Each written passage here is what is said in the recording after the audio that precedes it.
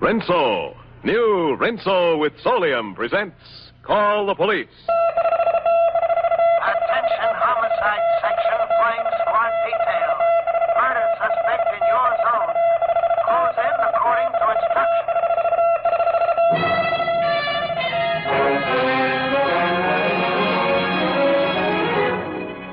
Between you and the evil outside the law stands the policeman of your community. He gives up his safety that you may be safe.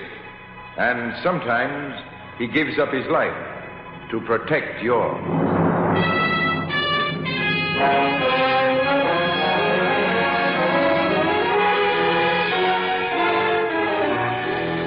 New Rinso, the soap that contains Solium, the scientific sunlight ingredient, brings you Call the Police, a new series of realistic radio dramas inspired by the courageous work of police departments all over America.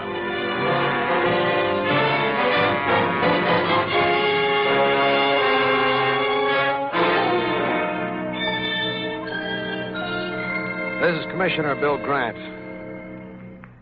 Putting the cuffs on a Jack the Ripper takes plenty of hard labor and all the breaks, as was demonstrated in number 3461 from the Ashland files. Never to be forgotten is the case of the unknown Strangler. The opening of this giant-sized comedy took place at 7:15 on the evening of July 2nd in a third-floor flat.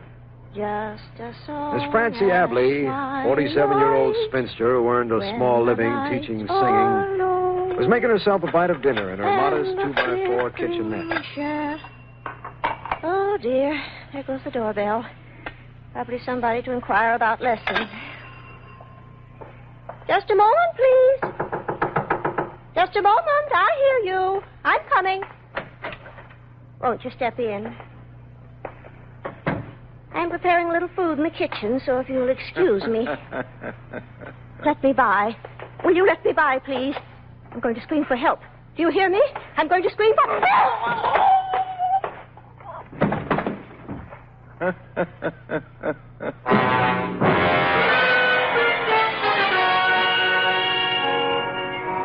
That was the curtain raiser. We found the dead woman 2 hours later, and nothing, absolutely nothing, to give us any insight into the motive behind the crime. 56 hours later, the curtain went up on the second chorus of the Dance of Death. On the night of July 6th, an aging lawyer by the name of Joel Crocker creaked up the steps to his ancient office. What? I didn't know there was anyone waiting for me. I'm terribly sorry, sir.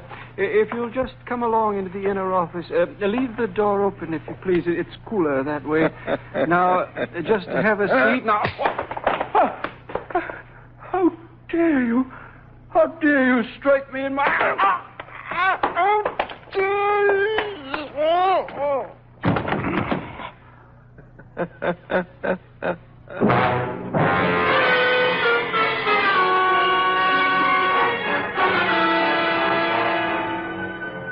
And now there were two. Two crimes as alike as a pair of peas in a pod. Illogical death without reason or motive. The newspapers didn't catch on for 12 hours. Then suddenly they made the tie-up between the Abley and Crocker murders, and every sheet in town was off to the races. Unknown Strangler takes double toll. Police helpless to stop homicidal murderers. Where will the killer strike next?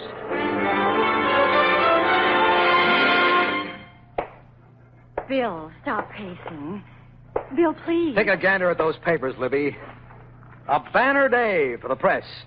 This photo layout looks like a remake of The Cat and the Canary. May I say something? Say what?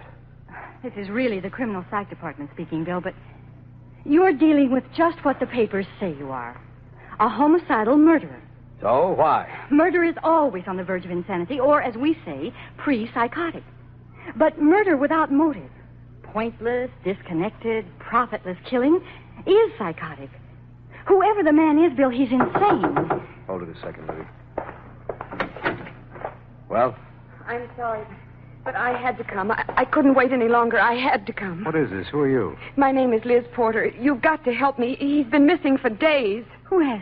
Leonard Walker, the boy I'm engaged to. Look, missing persons you report at your local precinct. I did, but all they've got on their minds is this unknown strangler scare. Oh, please help me. I'm so worried. How long has your fiancé been missing, Miss Porter? Since the evening of the 2nd of July. Yeah, very interesting evening. And what's the last you saw of him? Well, we'd been on a date.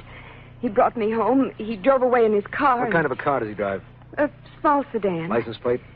It's 201G. Oh, I don't know. I just don't know. My mind's in such a fog. Have a chair, miss. Thank you. Maggio. Hello? Well?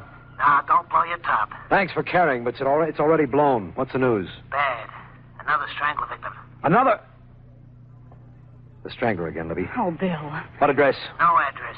This one was staged in a car on a side road off Highway 11. Young guy about 25. No identification. Young guy killed in this car. What about the license plate? 201G48N.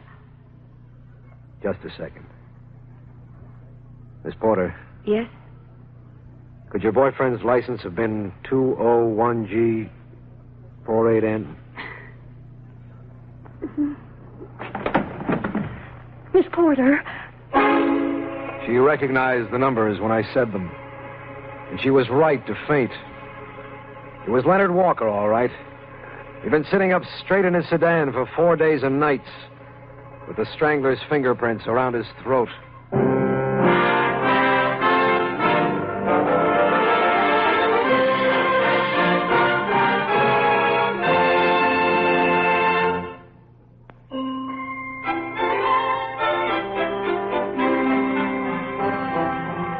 When I get down to the office these hot summer days, I shed my coat the moment I get there, and the rest of the boys do the same.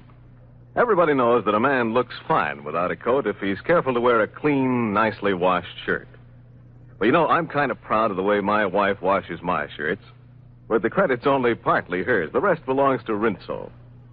New Rinso, that's the new Rinso with Solium, actually gets white clothes whiter than brand new, and washable colors even brighter than new. So I go around every day wearing a shirt that's whiter than a new one. And that's a fact. New Rinso with Solium, the scientific sunlight ingredient, puts sunshine in your wash. And I think it sort of puts sunshine in a man's whole outlook, too, because he knows he looks so good in a Rinso washed shirt. So, ma'am, how about it? Why don't you wash your husband's shirts and all the rest of your wash with safe, soapy-rich New Rinso?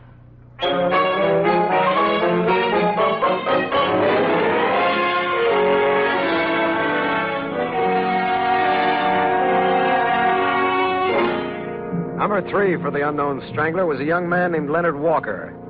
3 motiveless, clueless murders in as many days. I channeled every available man into the hunt for the strangling maniac, but got nowhere until... Bill. Yes, Libby? Remember I told you yesterday I thought I knew the way out of this? Well, now I'm sure I do. I'm all ears. I want you to meet someone, Bill. He's outside now. His name is Dr. Bernard Rayburn. He's an expert on abnormal psychology. What can I lose? Show him in. Won't you come in, Dr. Rayburn? Thank you. Dr. Rayburn, this is Commissioner Grant. How are you, Doctor? How do you do? Miss Tyler seems to think you can give us a lead on this Strangler, Doc. I can tell you that he's an obviously schizophrenic type. Meaning? Among other things, that even he, very probably, doesn't know that he's the Strangler. How does that work, Doc? On a principle of phasial changes. 1 minute the man may appear quite rational, whereas at the next he can become a monstrous personality. And remember nothing at all of his actions when he shifts back again to the rational phase. Yeah, I get the picture. And it's a tough one to deal with. Yes, I agree, Commissioner. But I think by an analysis of his crimes, one might arrive at something very like an identification. And you? Could you make that analysis? I can't promise you anything, but if you'll give me your records and notes covering the murders, I'll try to assemble some facts. They may even include a fairly dependable sketch of the killer's physical appearance. By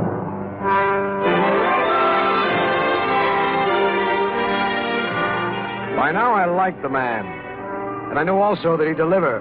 So I gathered together our meager records and packed them off to do his work. An hour and a half later, the tireless Sergeant Maggio walked into the office. Here's a little jigger to add to your collection. What's that? I took a last look at Leonard Walker's car and found it stuck under the front seat cover. It's the cap of one of those newfangled dry-point pens. Maybe it belonged to Walker. I'm going to check on that. I called Miss Porter, and she's coming over after work to see if she recognizes it. Uh-huh.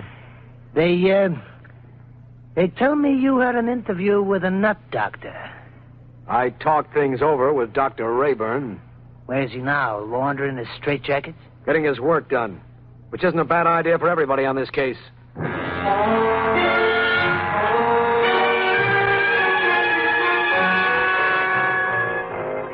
The next day was the 8th of July, and a very eventful day it was, because at a little after 7 that evening, a schoolteacher named Miss Rosie McMahon was hurrying across the lonelier stretches of Burgoyne Park to beat an oncoming storm. Who are you? What do you want? No. No. Come here. Go away. Come here. Let me alone. Let me alone. Help! Help! Okay, boys, that's him. Take it easy now, Bo. You make a mistake. Let me loose. Let me loose. Sorry, but you tried it once too often, Strangler.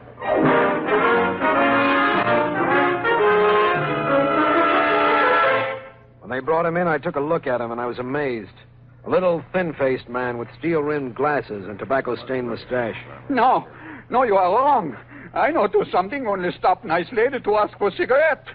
Hinderman do no harm. No, too bad about Hinderman. Sugar wouldn't melt in Hinderman's mouth. But take a look at what we found when we went over him. What's that? Key ring. Man can carry key ring. Man can also explain why his ring features this particular key. Look at the tag on it, Chief. Huh? Key to the basement of 894 Tyson Street. 894 Tyson? Well, that's the address of the Abley woman. Strangler, victim number 1. And maybe you also remember the address of lawyer Crocker, number 2. Oh, sure. 54 Fulham Street. Exhibit B from the same key ring. Hinderman make no harm for somebody. Hinderman What are you only doing with these keys? make a living. Only make a living. He says he works as a part-time janitor in both buildings. Kinda coincidence, huh, Commissioner? Wait a minute. 894 Tyson, 54 Fulham. Where does Leonard Walker's girlfriend live? That Miss Porter? Dale Avenue, the Horton Apartments. And this last chivalry takes place in Burgoyne Park. So? Debbie, give me a map of Ashland. There's one here on the wall. That'll do, thanks. Well, what are you doing, Chief? Plotting a new civic project? I'm drawing What? the area of the Strangler's activities. Bounded on the north by Fulham Street. On the south by Tyson Street. On the east by Dale Avenue. And the center of the territory is Burgoyne Park. You got something. I got at least geography. The Strangler has operated in this penciled section. Every murder has either occurred in this area of these 3 blocks or has been tied up with it one way or the other. Hinderman? Yeah, mister, yeah. You're under arrest for the murders of Francis Abley, Joel Crocker, and Leonard Walker. No, I know do something. I know do something. You can't tell me I do something. We lifted the hysterical Hinderman into my office. And Libby pointed out that we get nowhere with him until he had recovered a little. According to her, an injection of liquid Nembutal would tide him over his panic. And this she brought from the No, lab. I don't hear. You can't do All right, that Bill. to me. I know. Help him onto the sofa. No, Okay, that's right. Yeah, get the needle ready. He's in bad shape. All right, I will. Commissioner, Miss Porter. you sent for me? Oh, just a minute, Libby. It was about this fountain pen cap found in Walker's car. Was it his? No. No, that wasn't Leonard. Okay, thanks. Obviously, it belonged to the Strangler here. Now, if you'll just wait outside The until... Strangler. Hinderman. You know him? Know him? Why, yes, of course I know him. He insulted me once outside my apartment house. He killed Emmy. He did it. He did it. Easy, Miss Porter. He did it, I tell you. Get out of here, Libby, will you? Come on, Miss Porter. Now try to calm down, please. Maggio, help Miss Porter downstairs and put her in my car. I'll drive her home myself as soon as we finish inside. Okay. Come on now, Miss Porter. Everything's going to be all right. Let's get back to Hinderman. All right. Where were we, Bill? About to give him a shot. I don't want you to Okay. forget. No. Now, here's a needle. Hold his wrist, I Bill. don't want you. Okay. There we are. There we are. All done? All done. I'm going to get the desk at City Hospital and have him taken to the ward, Bill. He'll be better off there until he's well enough to answer questions.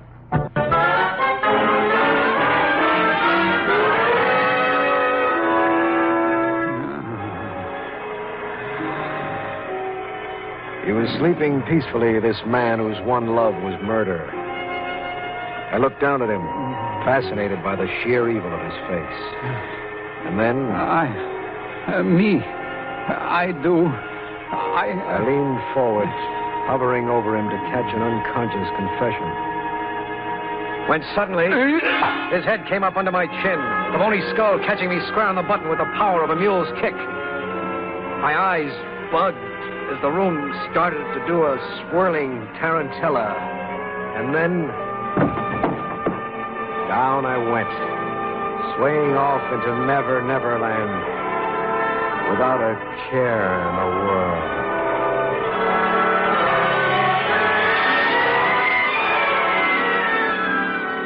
When I came to, the couch was empty. Hinderman had been on his way for who knows how long. And then I saw it. A spot on the carpet not 3 feet from my nose. I smelt it. Nembutal. In those few minutes while we were lugging Liz Porter outside, Hinderman had emptied the needle and filled it again so that we gave him an injection of aqua pura, H2O, water.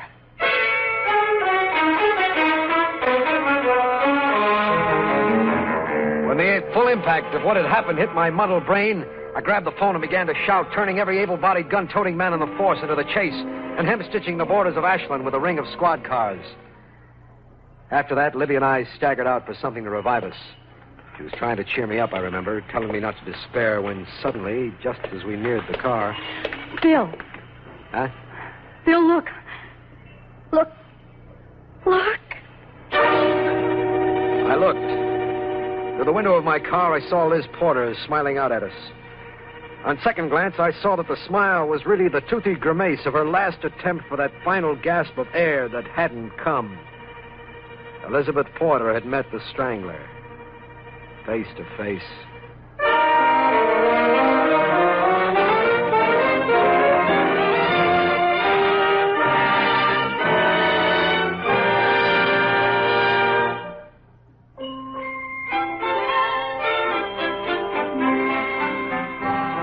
You know, getting the whitest, brightest possible wash you can is much more important than ever these summer days. That's when it shows up the most in women's dresses, men's shirts, and children's play clothes. Well, new Rinso with Solium gives clothes a brilliance that you've never seen before. And if you'd like to prove it, try this. Do your next wash with Rinso. Then compare it with any other wash you've ever seen. You'll find that your white clothes are actually whiter than brand new, and your washable color is even brighter than new. That's because of Solium, the amazing scientific sunlight ingredient that's in new Rinso and in no other soap. Rinso with Solium is an entirely new idea in washing clothes. It really gets them whiter and brighter than brand new. See for yourself. Do your next wash in new Rinso Soapy Rich Suds. Rinso is so safe and so kind to your hands. Find out for yourself how new Rinso with Solium, even on rainy days, puts sunshine in your wash.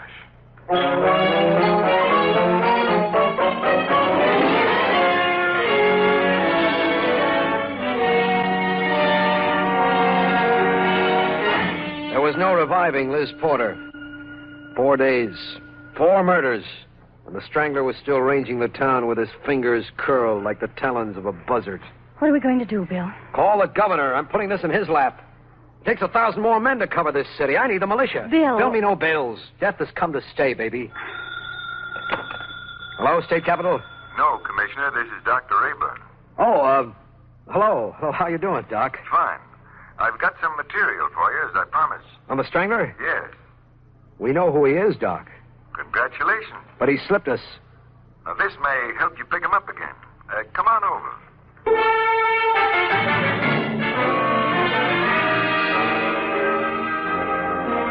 Rayburn lived in a comfortable brownstone on Chestnut Street. And we sat over his dining room table drinking cold beer and examining what amounted to the work of genius. Now, take a look at this sketch, Commissioner. Yeah. Who is this, Doc? It's a picture of the Strangler. Huh? It's not exactly a camera portrait, Grant, but it's been discovered recently that all mental illnesses have similar physical correlatives. In other words, this is what the Strangler must look like based upon his symptoms. I get it. You're okay, Doc. You're okay. You can study it for a moment while I get my other notes. I did study the sketch. And the longer I looked at it, the more I realized that it looked nothing like Hinderman. But I had the strange feeling that it looked like somebody I knew. Now, here are the balance of the notes. I want to jot in a couple of remarks, then you can have them. He took out his fountain pen and began to make additions in the margins. And as I stared at him, the short hairs on the tender part of my nape stood up as sharp as quills. It's a nice suit, Doc. This one? Yeah.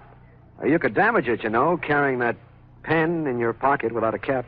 I know. I'm a careless man at best. I lost the cap the other day. Where? Why, I don't know. I think I do. You think you do? Yeah. You lost it, Doc, where it was found, in Leonard Walker's car. Leonard Walker? He was one of the victims, wasn't he? Number 3, to be exact. How could I have lost it in his car? I never laid eyes on him. Here's the cap. Maggio found it yesterday. I'm afraid you laid more than eyes on him, Doc. I'm afraid you laid hands on him. Let me see that thing. Thanks. It is mine. There's a crack down the middle. I dropped it and stepped on it the day before it disappeared. Grant. I know, Dr. Rayburn. Me. This street, Chestnut Street, comprises the 4th side of the square in which the Strangler is operated. Also, take a look at the picture you drew. Yes. Yes, it does look like me. How could I have missed it? So, diagnose for me, Doc. My diagnosis stands. Advanced schizophrenia. And who's my Strangler? I can hardly believe it. I am. Prescription, Doc? Get me to headquarters. Quick.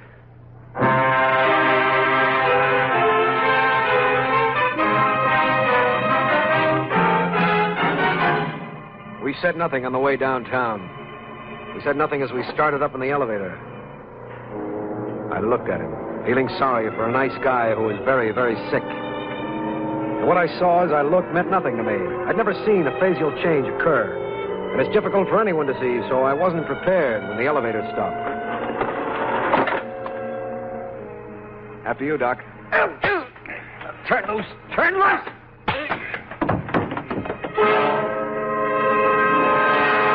I went down, falling across the elevator entrance. And I didn't know that Libby was in my office. And she didn't know Rayburn is anything but a nice guy. Oh, hello, Doctor. Where's Bill? Bill? Bill Grant. Commissioner Grant. He was with you, wasn't he? Yes. He was. Oh, well, I hope he hurries. I've got news for him. Maggio just called. They've picked up Hinderman. Hinderman? Yes, Hinderman the janitor. The Strangler. They found him hiding in the basement of an old house. Well, don't you realize what that means, Dr. Rayburn? Everything you and Bill have been through, it's all over. Finished. Finished? No more murders, no more terror, no more innocent victims. They've got the Strangler.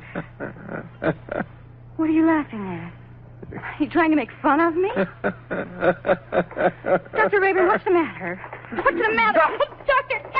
Doctor! What brought me to the surface was... And that same force dragged me out of the elevator. And down the hall, I saw the glass door with my name on it. William Grant, police commissioner. Ashland. Not strong enough to open it. I lunged forward and fell through.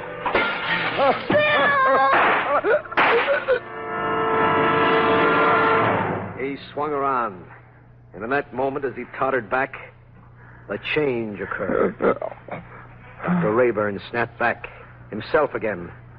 And there was more surprise than accusation in his eyes as he said, Why did you do that, Grant? Why? Why?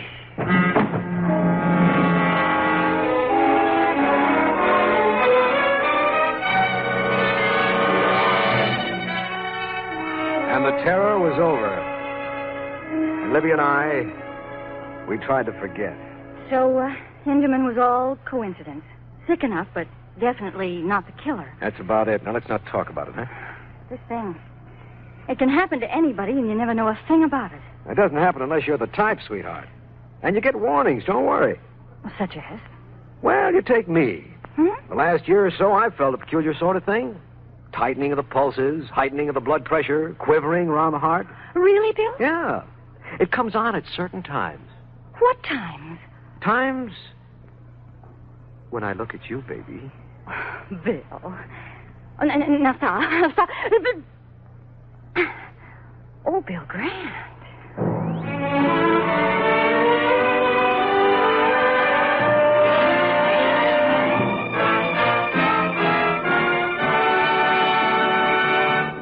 In just a moment, Commissioner Grant will return with the Call the Police plaque of valor.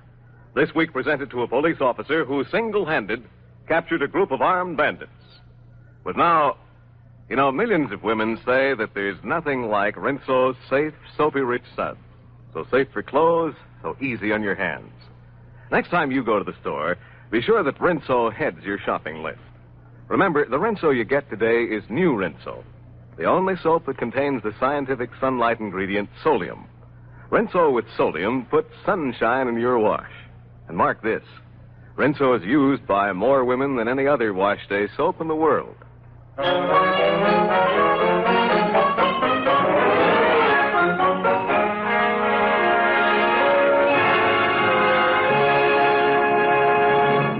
This is Bill Grant.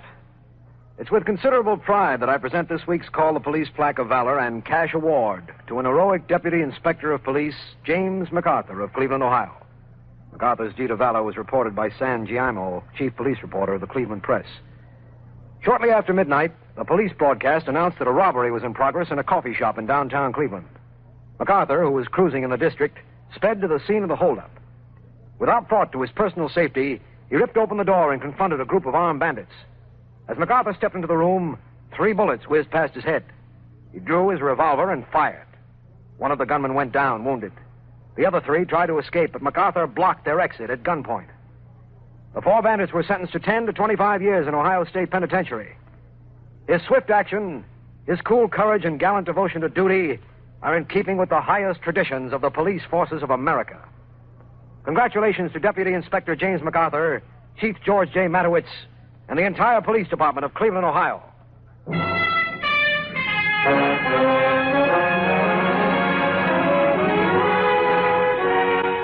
George Petrie was starred in the role of Bill Grant. Music was arranged and conducted by Ben Ludlow. This is Hugh James reminding you to be with us again next week when Lever Brothers Company, makers of new Rinso with Solium, bring you another exciting police case. Listen next week to... The Case of the Mandarin's Macaw. Doctors proved it. Lifebuoy Health Soap with its purifying ingredient Get Skin Cleaner stops BO as no other leading soap can. Doctors compared Lifebuoy and other leading soaps in 820 tests.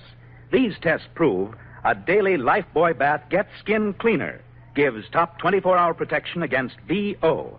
Refreshing, mild. Lifebuoy Get Skin Cleaner.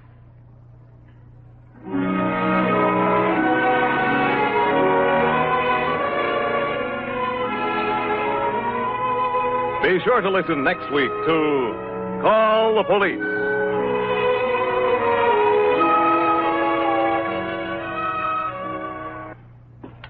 This is NBC, the national broadcasting company.